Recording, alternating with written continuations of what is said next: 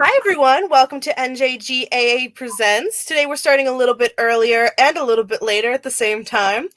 Um, Typically, we'll be starting at 7 from now on, but we started a little bit earlier for various scheduling things. So today we are on with Julia, who is our new assistant programs and marketing manager, right?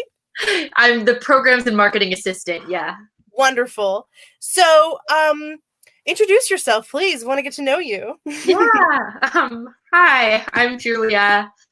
Yeah, as Jocelyn mentioned, I'm a new employee with Arts Ed New Jersey, and I'm going to be working really closely with our programs and marketing manager, Priscilla, on the Governor's Awards this year. I'm a recent graduate from the University of Edinburgh in Scotland, where I studied English and history and was really, really involved with theater, both as a performer and a producer. And back way in the day, back when I was in high school, I was a two-time Governor's Awards winner myself. I was lucky enough to win in 2015 and 2016 for different events in speech with the New Jersey Speech and Debate Association. Awesome. So, what would you say is your specialty? Ooh, it's a good question. I'd say that my specialty is theater marketing. It's hard to Okay. say. I feel like I do like a couple different things, and I'm sort of trying to figure out what my specialty in life is right now. You know, I'm at a very pivotal point in life, just graduated, That's trying to awesome. figure out what's next. But yeah, I think yeah, I think that's Okay, awesome. So, one of the questions that we always like to ask people who have won the Governor's Award when they are on is, what did it feel like when you won the Governor's Award? And you yeah. did it twice. So, how did each of them feel? You know, I not to ramble on too much. I'm trying to think of where to Yeah, start. please ramble. That's what we're here for. I I was obsessed with speech in high school. Like every weekend, every Saturday, waking up at 5 to go to a tournament all day. It was like my whole life. I thought there was nothing more important in the world. That's And I awesome.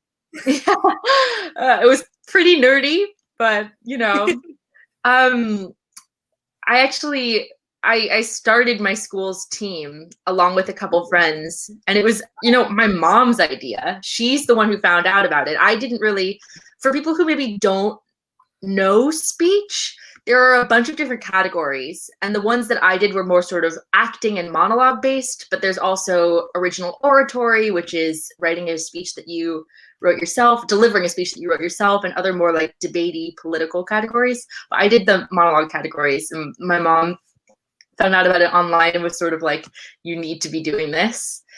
So I started the team with two friends, and it was really tough because a lot of the other teams in New Jersey are absolutely huge. And the New Jersey Speech and Debate Association felt like this monolith that we never really thought we'd be seen. We never really Mhm. thought we'd be able to achieve success on a state level. So, especially winning the first state championship, I just couldn't believe it. I was so shocked, so happy. I really felt like, oh my gosh, it worked. Starting this team actually led to something. And then the second year, of course, I was so thrilled and shocked to be receiving another state championship. But the real thing that made it so much sweeter is that my team won a sweepstakes award, which we ranked like the sixth team overall with only 3 entries, or with Wow. only 3 competitors, which that like, I cannot believe that happened. When I think back to that, I was like, oh, maybe that was my peak. So, from that's insane, and that's congratulations. So I just met her, not like right now. I did call her earlier, but I did just meet you this week, and I got to read your amazing bio, and you've just done so many things. And I think one of the most, besides, I think everything you've done is so interesting. We could talk about it forever, but I Oh, think some of stop. the most but I think some of the most interesting things you've done is stuff that you've done like during quarantine. So today you're going to kind of talk about like putting on a virtual production a little bit later on, but do you want to kind of talk about what you did beforehand and then what you did during that time and what you're kind of doing now as far as producing? Because I put you as a producer Yeah. as when we were talking. Yeah, I think that's definitely fair to say. Sorry, I should have probably said that when I was Oh, talking about my not a specialty. problem. But I started producing in college. I have to say, when I was in high school, I didn't even really know what a theater producer does. Mhm. But when I went into college and I learned that it was sort of a leadership role involving marketing and fundraising and just general admin stuff, I thought, that sounds like my jam. And so that's where I really got a lot of experience producing shows in Edinburgh with my university, and also just various other things. Um, and I have to say that when COVID happened, I was pretty sad. And it did take a little bit of a transition period to think of how am I going to stay involved with theater without the physical theater space. In the first project I was lucky enough to be a part of, I'll talk about this later when I'm doing the little presentation, but a friend of mine founded a company called Big Mind Theater, and she asked me if I'd be interested in collaborating with her on a live Zoom show, a production of The Garden Party by Václav Havel. And yeah, I helped her I was a producer on that show, and I helped her through the entire process. And I'm so proud of the result. We were able to sell really well. It was engaging. It was very new to me, and I think new to other people as well. But it worked, and I feel really lucky that I was able to be a part of that project. Other than that, in August I started working helping as the social media and marketing coordinator within a New York Shakespeare company called Hamlet Isn't Dead. I'm Wow. still working with them, and I've helped them with a couple of their not all Zoom, but digital shows since coming on board. And they've done them in a couple different ways. They've got a lot more coming up too, if you're interested in checking those out. Absolutely. Yeah, but yeah, it's been really cool, and it's a new frontier, online theater. Absolutely. I have thought, but it just completely disintegrated. Oh, there it is. It came back. So, of course, like always, please put questions in the chat for Julia, because I'm sure she would love to answer them. And so that always leads me, whenever I ask about what people did during quarantine, it always leads me to wondering, what inspires you right now? What are things which inspire you in general, but then also how has that been correlated to staying in our houses and having to wear masks and all of the everything? Yeah, that is such a good question. Because I guess like something that I used to draw a lot of inspiration from was, my peers. And I feel like quite disconnected from my peers right now. I mean, Zoom is great, but I think the things that I've been finding the most inspiration from are, I feel like there's less now, but a lot of the big theaters were doing, like the National Theatre in the UK was doing free live streams for the first couple of months, which was just amazing. So I've been trying to seek out like accessible online theater where I can. I've also been reading a lot. I was an English major, but I haven't been reading for pleasure like in a long time. So I'm trying to read a lot of books and plays, sort of expand my literary horizons a bit. That's So awesome. I've been finding that inspiring as well. Awesome. So I have a question for you. Of course, it's an interview. But what made you decide on English and history? Yeah, it's a really good question. It's interesting because I didn't really know what I wanted to major in when I was a senior in high school. And I felt like a lot of my peers did. I guess a lot of people changed their major. So, not as many people were set in stone as I thought they were at the time. But I applied to a bunch of American schools as a communications major.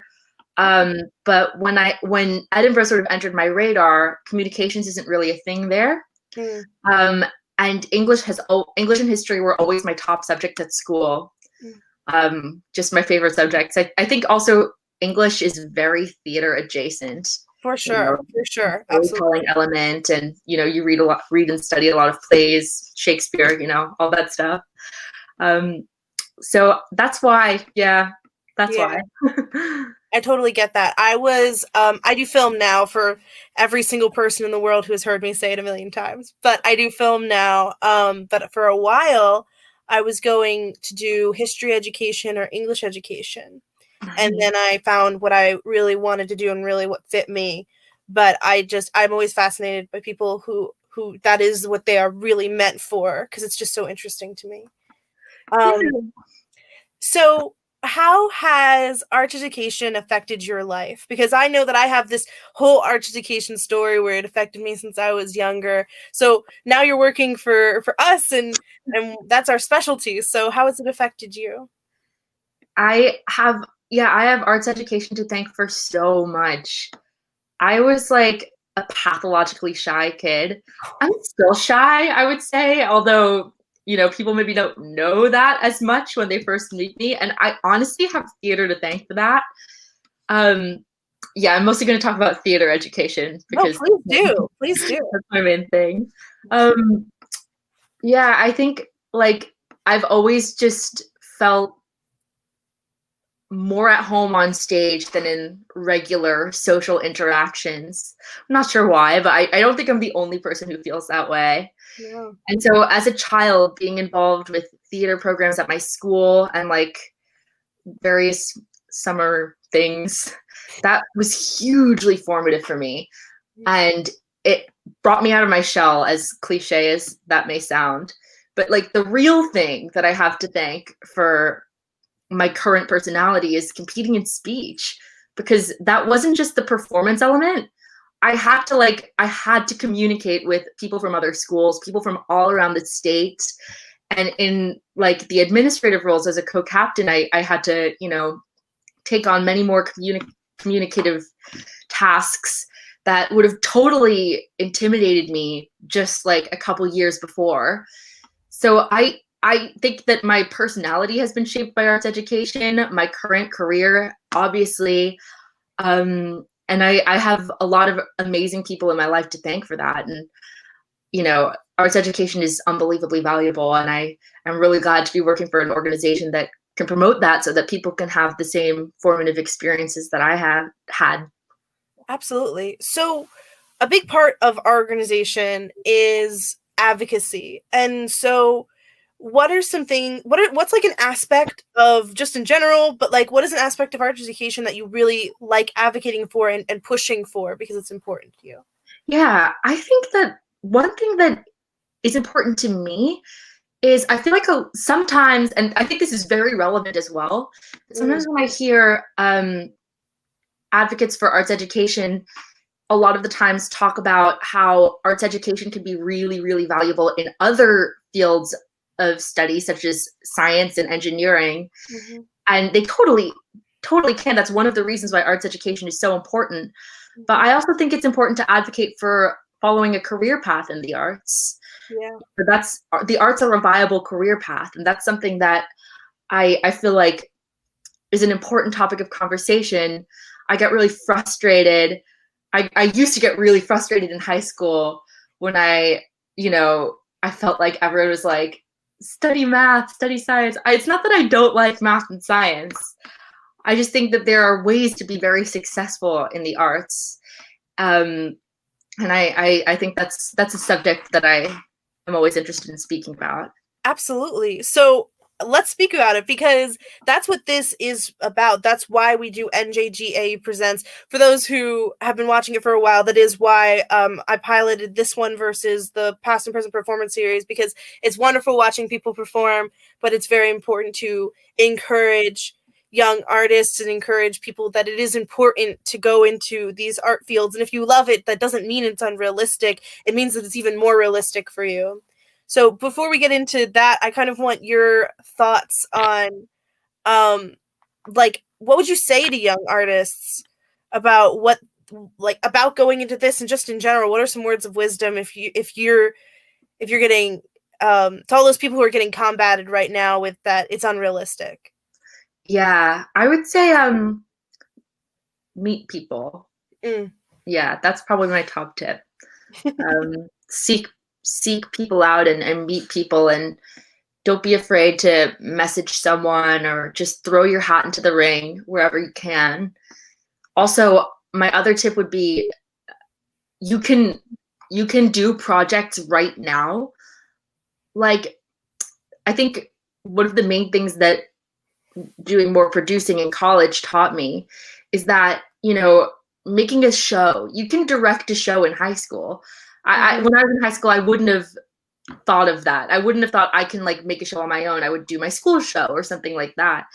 But like you can start something from the ground up at a really young age. Mm-hmm. You have it in your toolkit. If you have the drive, you have the ability. Mm-hmm.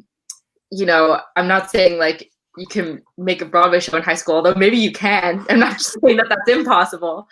But, you know, start doing stuff. That's my top tip. Meet people and, you know, start creating.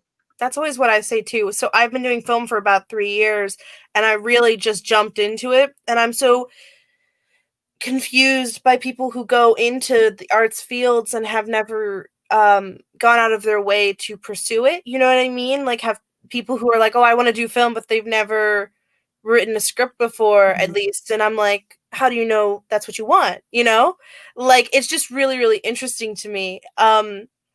In that I've just pursued it so aggressively because I know it's what's right for me. That's Um, awesome. yeah.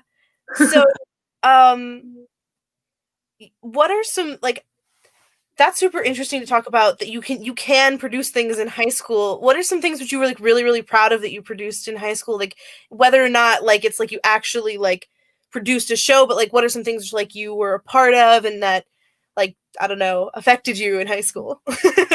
Yeah, well, I didn't produce any shows in high school, and I always sort of thought I can't do that. Like, I don't know why. That's sort of what I was trying to say. When I started doing stuff in college, I was like, oh, I just could have started doing this a long time ago. This is in my wheelhouse. Mm-hmm.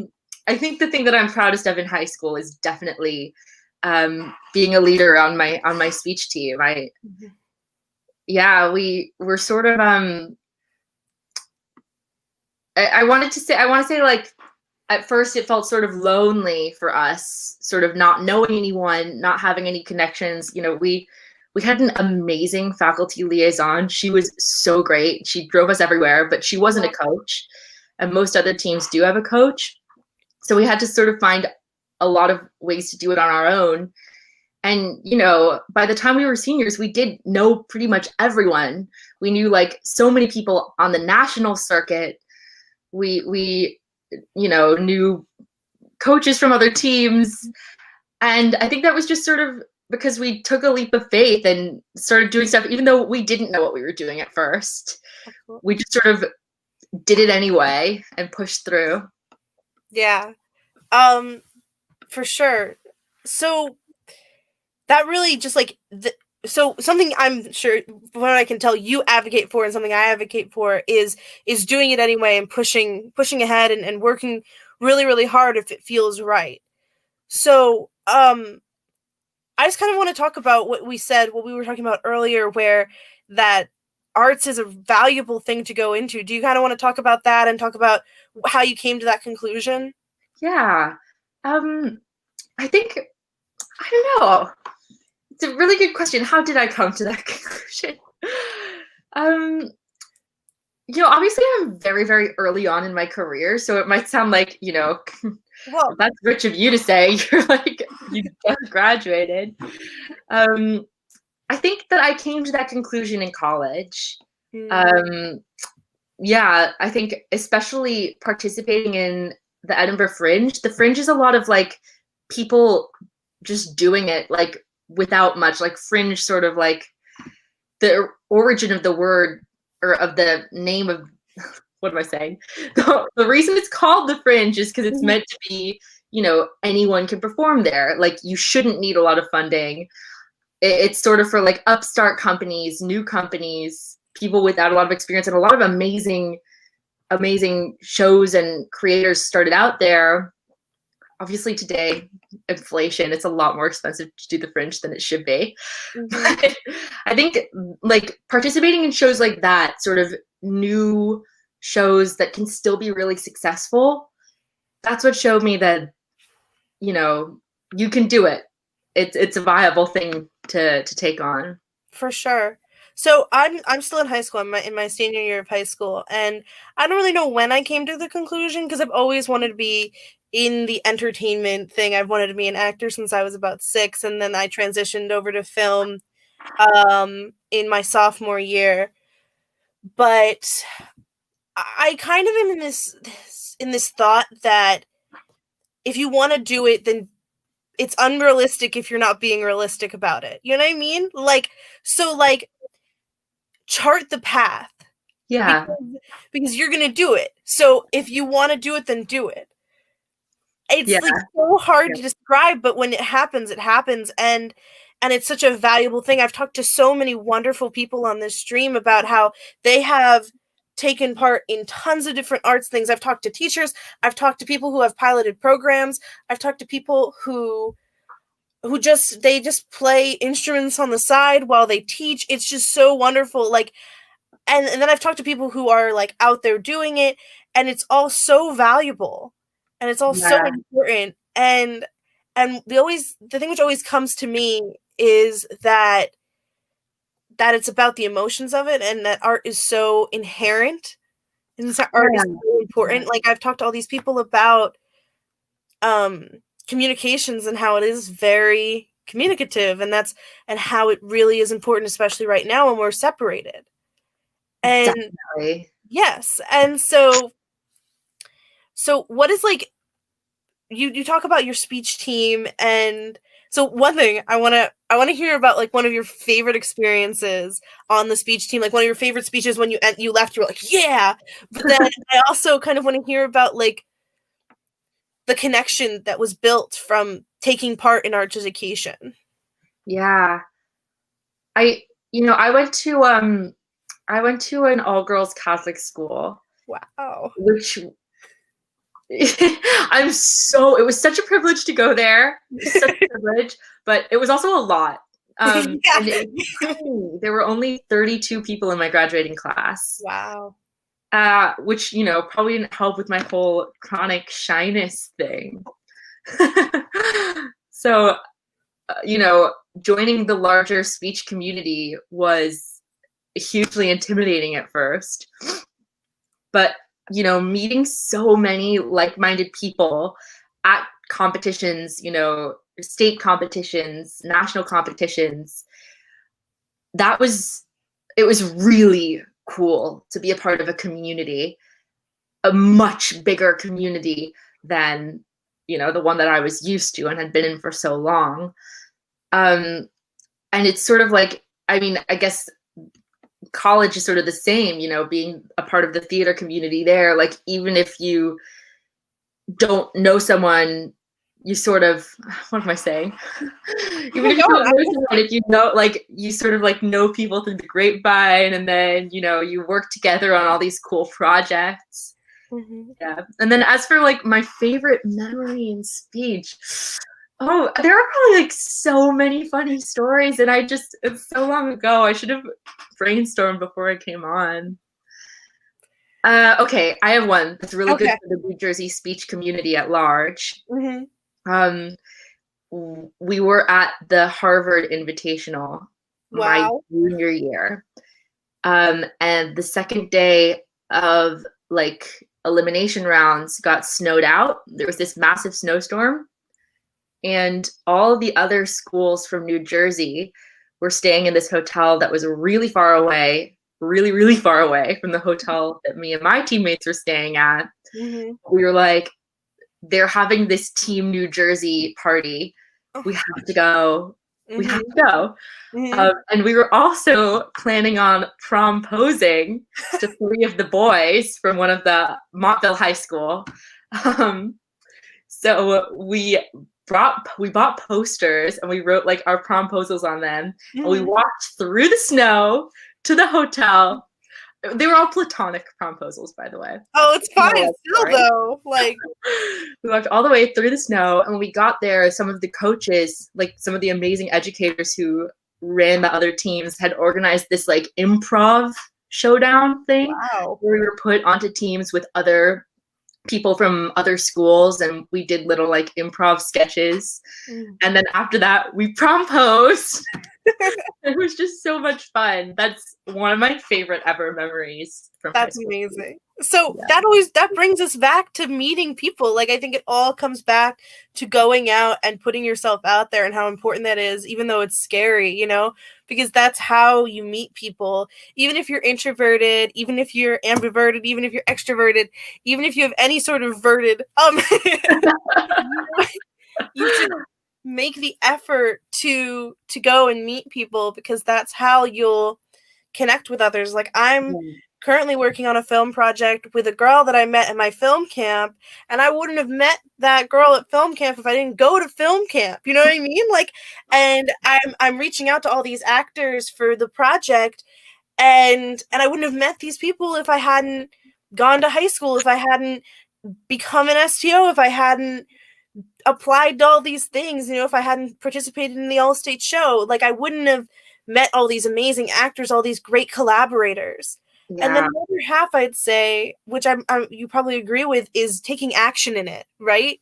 So once you meet these people, just meeting them isn't enough.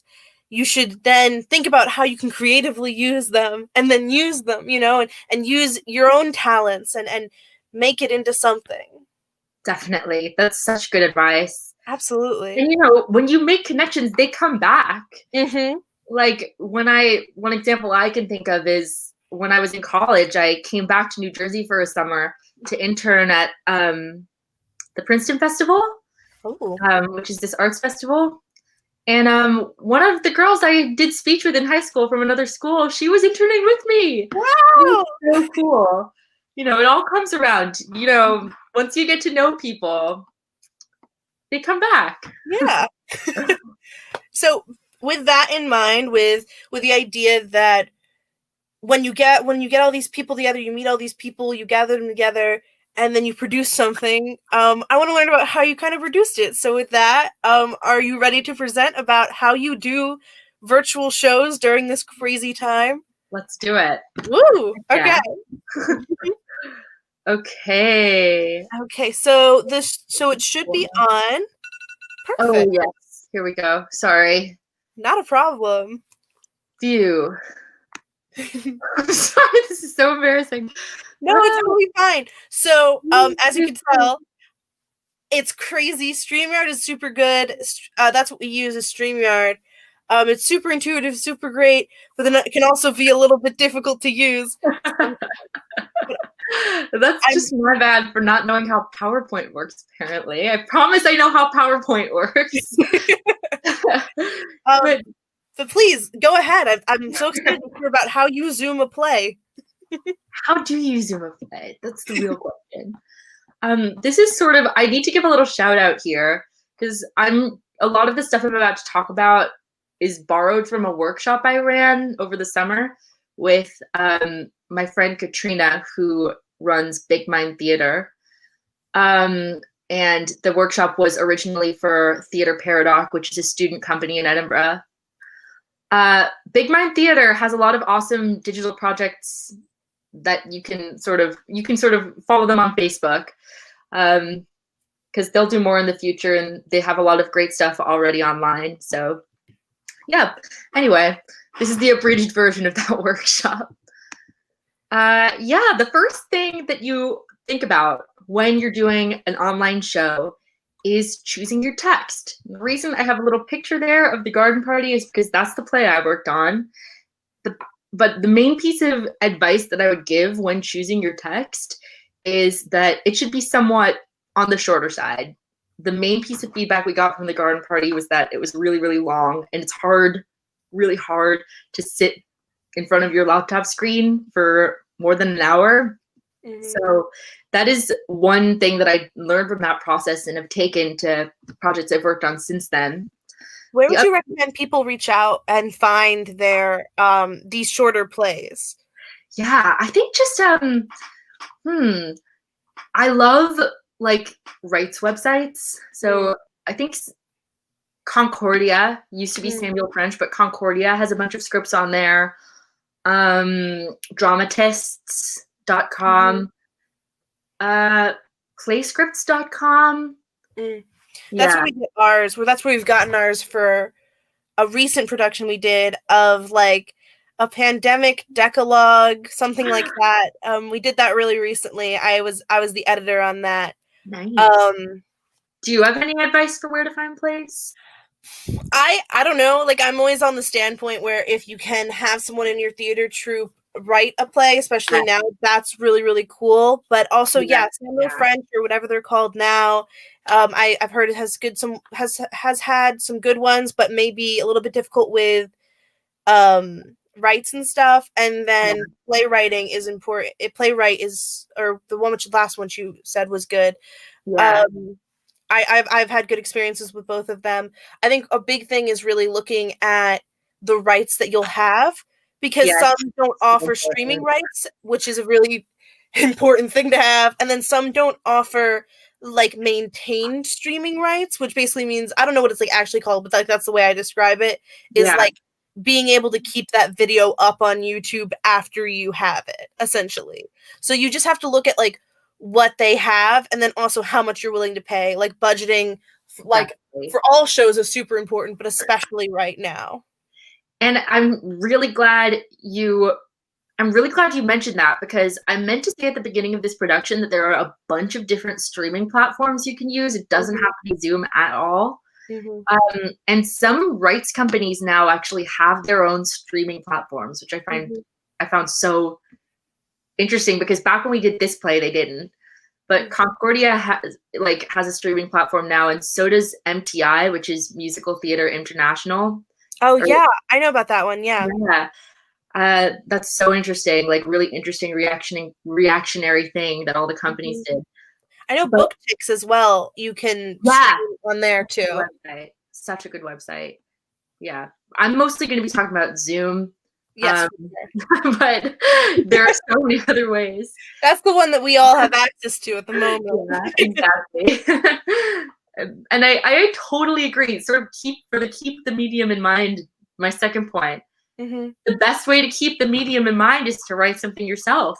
And, you know, it is exactly applicable to the story you want to tell.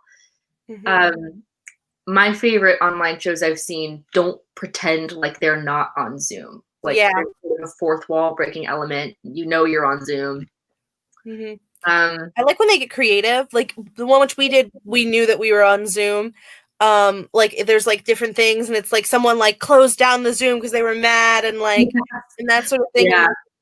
And and it's just about getting creative with it. And if you stream a play, look also to see if there's like creative writing rights as well, because there's a play which we are working on now, or I'm editing now, where it's the complete works of William Shakespeare abridged. And the cool thing about that play, doing that play online, is that you have the right to change some of the dialogue. And so what we got to do is we got to get creative with it, and we got to say like, oh, Jocelyn, put me on screen, or I'm going to share my Google Slides, and like that sort of thing, instead of whatever it would have been in person.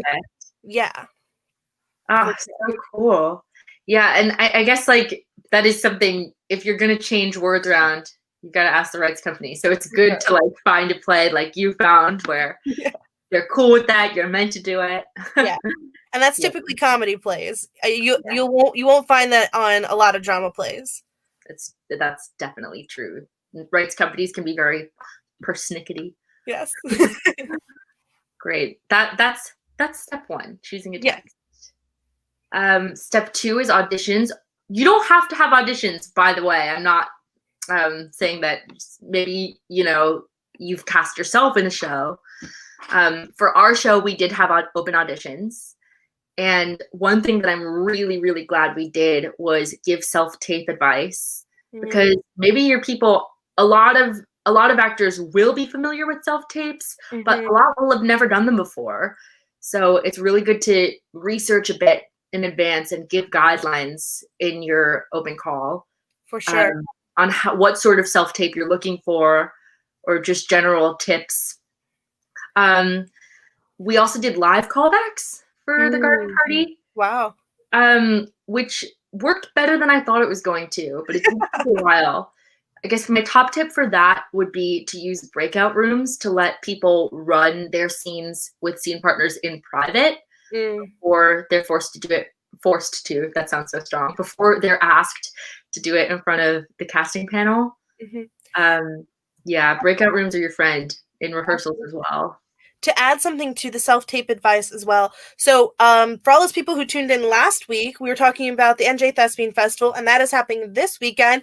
Craziness. But we had to video ourselves for that.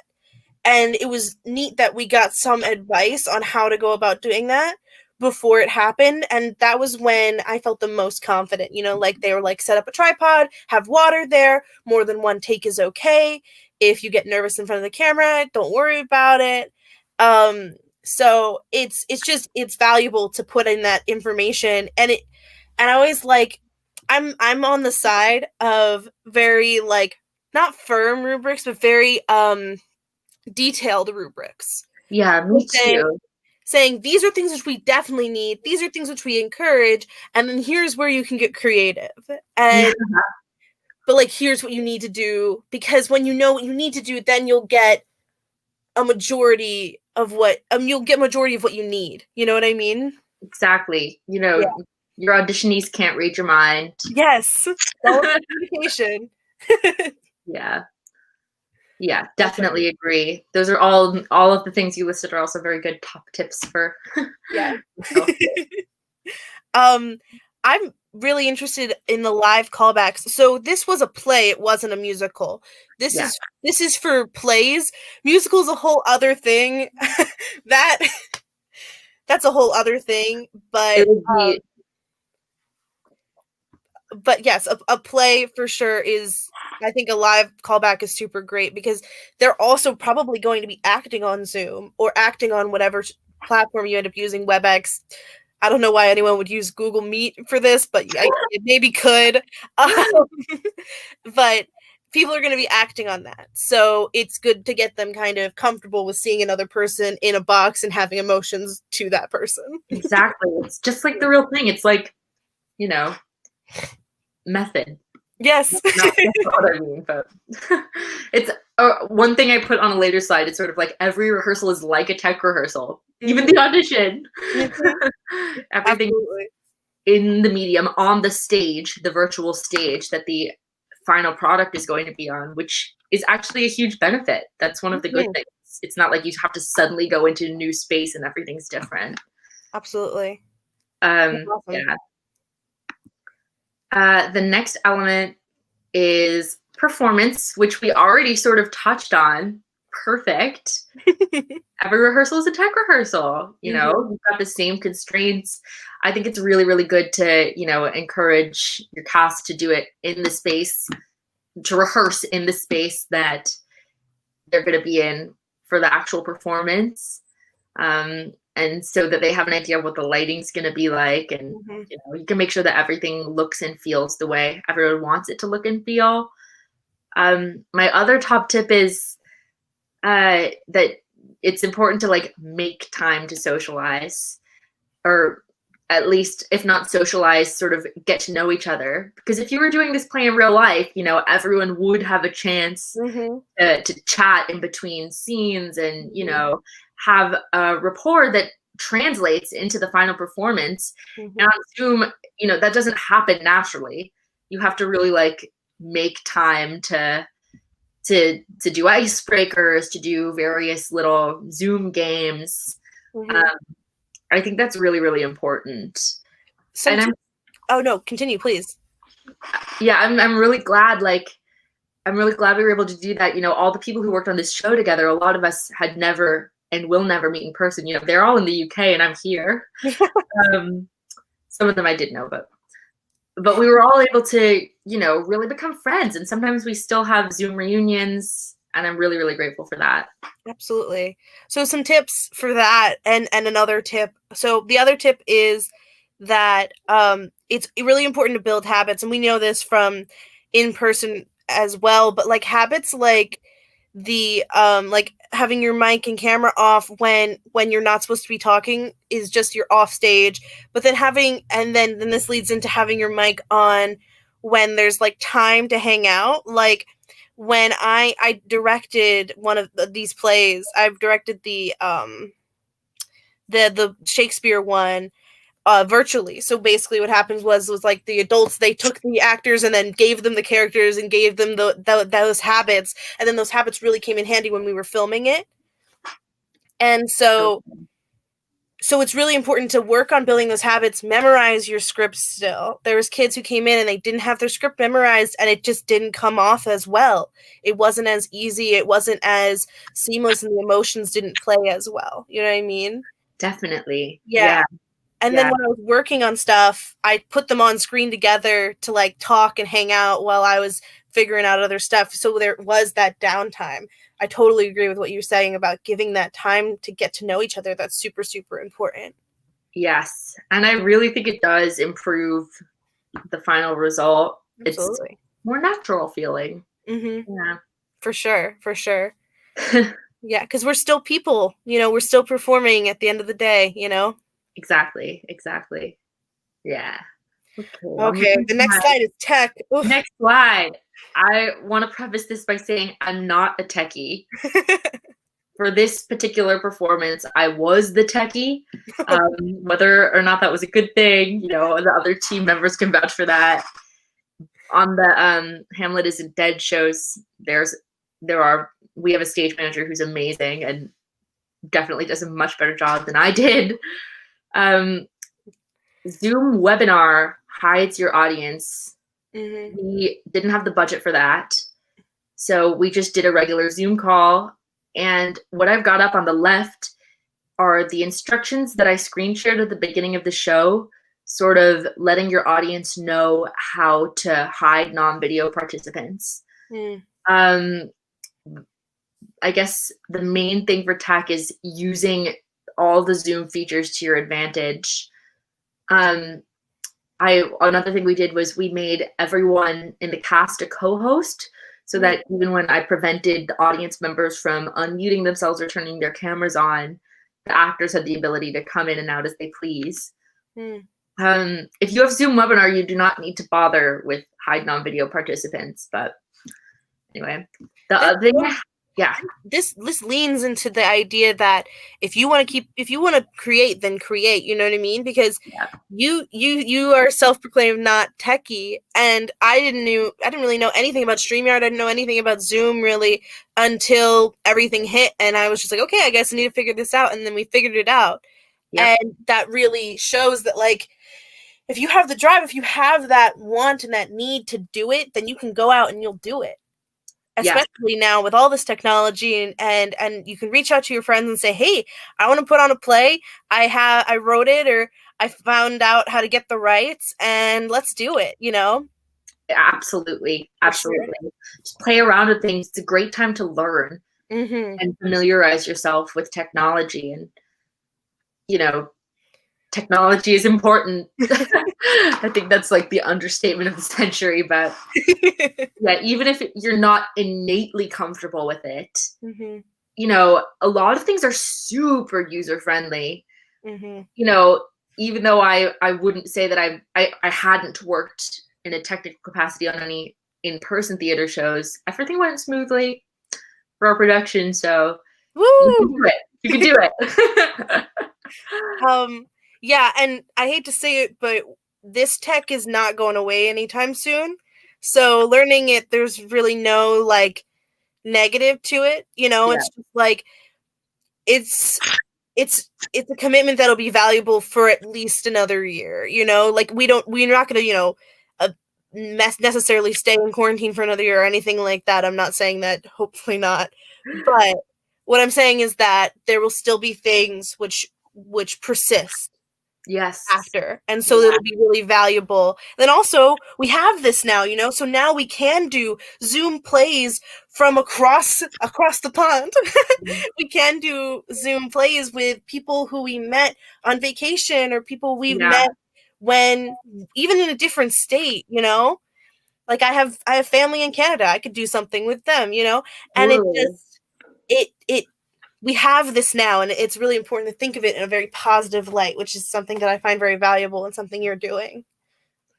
it's so great. And for me, you know, I was really, really sad about leaving Scotland.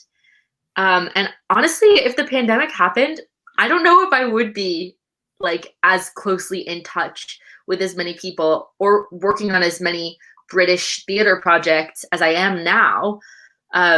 Because now everyone is so plugged into online communication. Absolutely.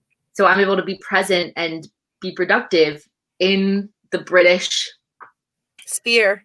yeah, in the British Yeah. sphere, even from all the way over middle New Jersey.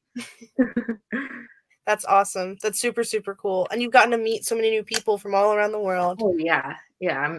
It's good. You know, I Mm-hmm. mean, the pandemic has been really devastating for theater, but Of course. it's not without, you know, silver linings. Mm-hmm. That's one silver lining that I'm grateful for. Absolutely. So I see the next point is backgrounds, which is always, I still get bewildered by, because I always wonder when I'm putting on a show, I'm like, we have to make the firm decision on if we're just going to ignore people's individual backgrounds or are we going to have a full background or whatever. What do you recommend? I think for us, because our show was set on Zoom, everyone just used their own background, but would like bring up virtual backgrounds if need be for variety, you know? Mm-hmm. Like there's one scene where a girl was meant to be caught like making out with one of the other characters, which, you know, is very, very hard to do on Zoom. So what we did is we had her put her background as a picture of him like in a girl's dressing gown. Like, and she would be like, oh no, and turn her camera off. That's an example of how we used virtual backgrounds to sort of play around with, make it seem like they were in the same place when really they were like in different, like one was in Scotland, one was in England. That's fascinating. Yeah. I've never thought about that. I did have someone in my show take a picture of their like, because they were supposed to be in the same like area. They were supposed to be in the same kitchen. So I had one of the girls who was in her kitchen take a picture of her kitchen, and then I had the other girl go in front of a green screen / a green wall, and I was like, okay, so I'm gonna put that picture of a kitchen on your background, because we were in StreamYard, and in StreamYard we don't really have that opportunity to take the background. So yeah, absolutely. There's so many creative things which you can do like that, and that's so cool having a picture of the other person and going like, oh my gosh, sorry. It was funny. That's yeah. really cool. The picture that I have up here is we did a couple screen shares. Like this is a map of the party. Whoa. And as you can see, it was a virtual party. You know, there was no like in-person party, but this, we sort of shared this screen to get the point across. And the actor who was talking about all the different rooms of the party was sort of gesturing like I'm doing right now. Like, you can come over to the room here, or, you know, little pond. That's great. That's yeah. so cool. And it sets up, like, it's been increasingly looking like some of these plays, when you get more creative with them, they kind of become a sort of D&D thing. Like, I don't know about anybody who plays Dungeons and Dragons, but I have had my dungeon master go, okay, so here's the place that we're at. Just that's what's happening, okay? And they explain it with a map, and that's such a cool thing that like I totally forgot you can do. Yeah. But yeah, absolutely. Like, keep it in your brain, keep it in your imagination. Plays were already about imagination, and now it's even more so. Yes, get creative with it. You know, there's a lot of funny things you can do. Yeah. Okay, I'm gonna move on because I feel like I'm not a problem. Keep on going. It's just so fascinating. Every step of it is really, really interesting. Now we've gotten to marketing. Marketing. This is a special interest of mine. I'm really, really interested in marketing. I used a lot of screen record and screenshots for the publicity, and also worked alongside an amazing illustrator, Caitlin Allen, a friend of mine from college. So like all these little pictures here, I just took of the actors on, you know, on a call, screenshots. And we were sort of we wanted to make it clear that we're leaning into the Zoom, we're going full Zoom. Very cute. Yeah, I linked to a trailer that I made, but I don't think that that's gonna work with the screen share. Well, so if you click the link, then it'll bring it up in a new tab, and you can pause it, and we can watch it when you're done with the slides. Let's do that. I'd love to watch that. It was just made with screen record. It was, this is that sort of goes with our theme of, just do it. I don't have a film background. But I was like, I'd love it if we had a trailer for this. Yes. Screen record. Absolutely. Yeah. Because everyone's on their social media right now, and they'll see it and they'll go, oh, I have time to do that.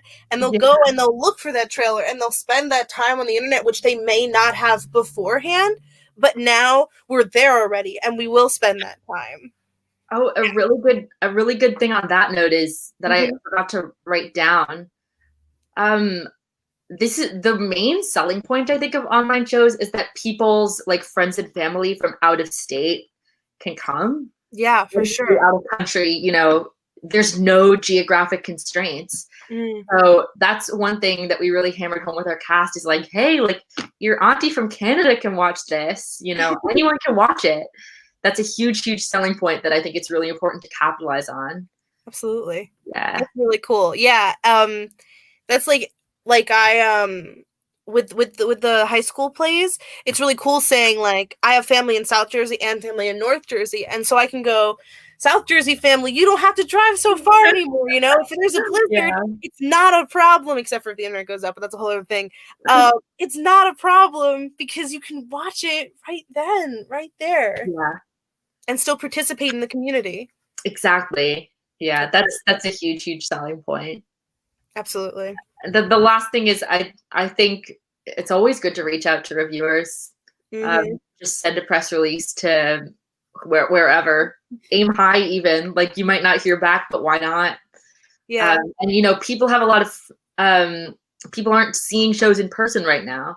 So I think at the end of the day, our biggest thing is why not? Yeah, why not? Yeah, I think that's the through line of this entire stream is if you got something going on, you have something you want to do, you work on a project, you are really fascinated by this one thing, go full force with it because why not? And go and reach out and go far. Like I applied to bigger schools than I think I might get into, but why not? You know what I mean? Yeah, I totally agree.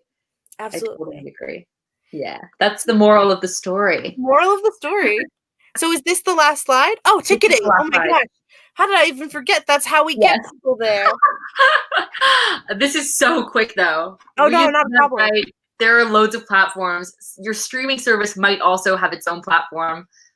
I really think it's important to have a pay what you want option, not only because it makes it more accessible, but also because someone's auntie in Canada might want to give you a big donation. Yeah.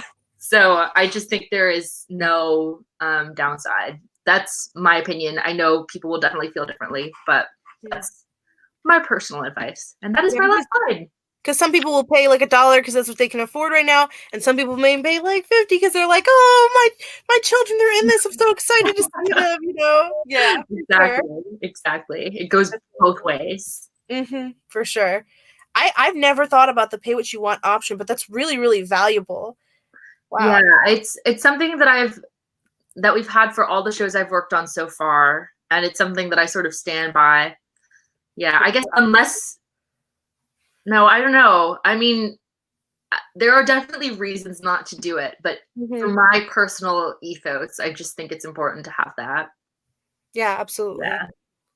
That's super interesting. So wait, is that everything?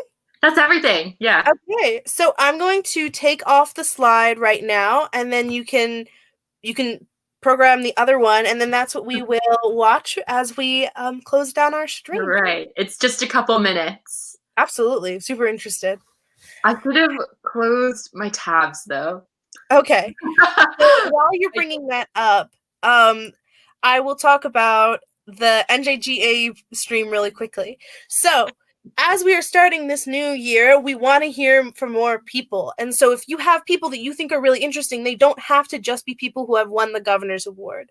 Also think about people who are in the arts career or adjacent to the arts career or help the arts career, are very strong advocates of the arts. Reach out to them and say, hey, this person really wants to talk to people like you, and email me at Jocelyn at artsednj.org, because we are always looking for more people to be on this stream, more people, more backgrounds, more everything, because we want to inspire everyone we can.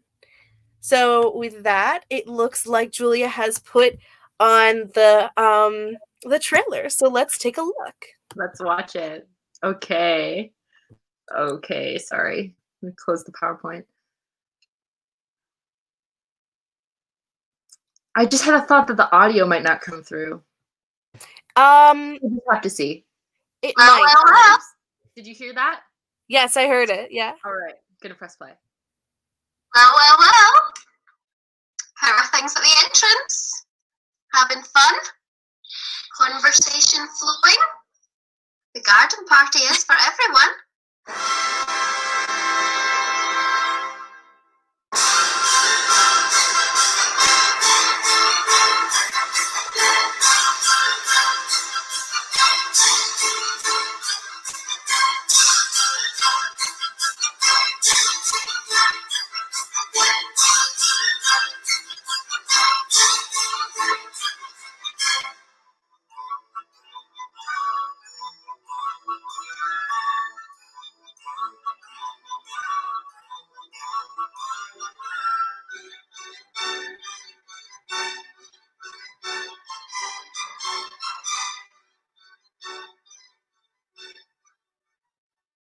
The sooner you start queuing, the sooner you get in.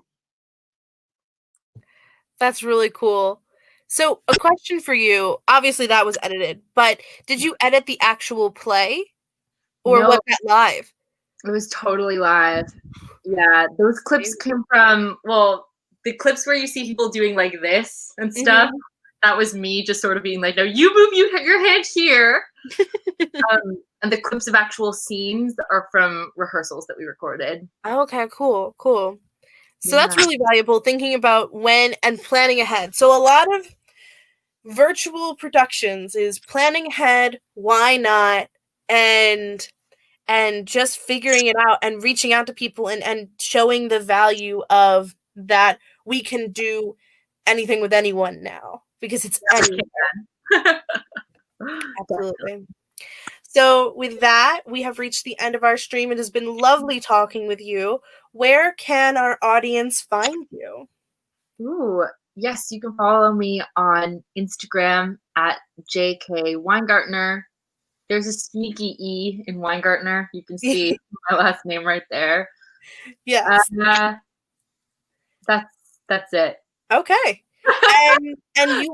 And everyone here will probably see you later on through various things, because you are now part of the Arts and Ed and J community. And yes. So with that, I hope everyone has a wonderful night. I hope everyone stays safe. And Julie, do you have anything to say before we close out? I'm also on LinkedIn. Oh, on LinkedIn. Yeah. Yes. Awesome. Thank you so much for having me, Jocelyn. This was a real blast. Okay.